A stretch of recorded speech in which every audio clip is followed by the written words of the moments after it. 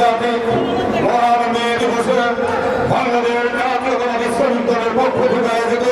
সমাবেশের সম্মানিত সভাপতি, উপস্থিত জাতীয় নেতৃবৃন্দ, প্রিয় সহযোগীবৃন্দ, আপনাদের সবাইকে আমার পক্ষ থেকে